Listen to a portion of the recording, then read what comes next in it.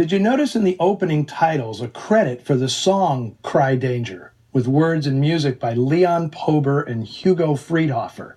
You remember that song anywhere in the film?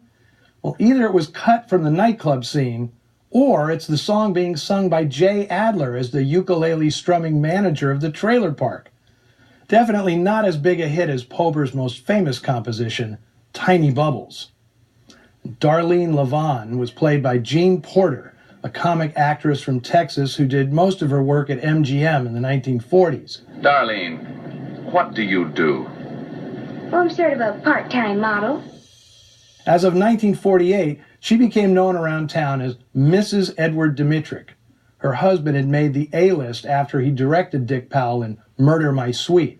And according to Richard Erdman, Jeannie showed up for work on the first day driving a brand new Nash Statesman 600, a gift from her husband, who'd recently gone to prison as one of the Hollywood 10.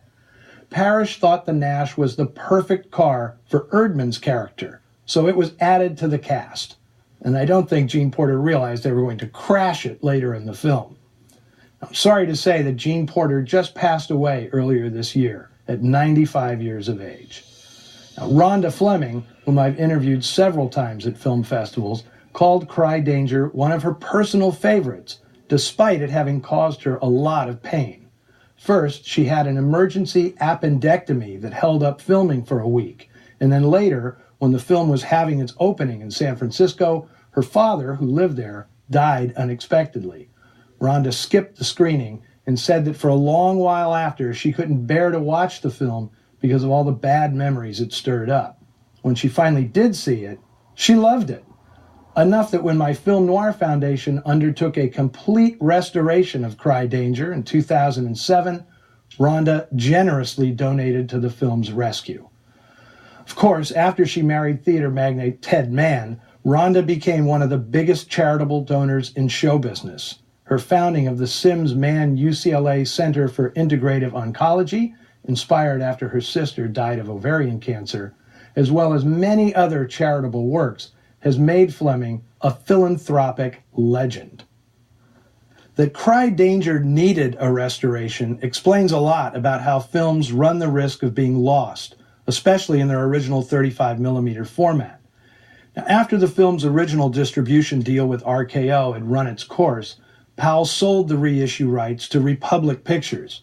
That studio's entire library was purchased in 1957 by National Telefilm Associates, an independent distribution company that dealt in theatrical re-releases and syndication packages for TV. After that, Cry Danger could be seen fairly often in the 60s and 70s on daytime and late-night television. In 1984, NTA formed a home video division, which was eventually renamed Republic Pictures, and it was under that banner a VHS version of Cry Danger was released in the 1980s. Then things got complicated. Republic was bought by Viacom, and all theatrical rights for its film library went to Viacom's subsidiary, Paramount Pictures. Unfortunately, no 35mm prints or any preprint elements such as negatives, dupe negs, or soundtracks survived the 3-decade journey into Paramount's custody. The only surviving elements resided with the original distributor, RKO, which in 1996 became the property of Warner Brothers. So, Warner's had the film, but no rights, and Paramount had the rights, but no film. Fortunately, Warner Brothers was persuaded to deposit the original elements at the UCLA Film and Television Archive, allowing the Film Noir Foundation to fund its restoration, thereby getting the film back in circulation. And I never present Cry Danger in theaters or now on TV without paying tribute to Nancy Mizell, who managed the restoration at UCLA and produced a print as gorgeous as the day it was first projected. Sadly, Nancy died in 2012 at only 45 years of age. In her honor, the Film Noir Foundation, in association with Nancy's family, offers an annual legacy grant to aspiring film preservationists.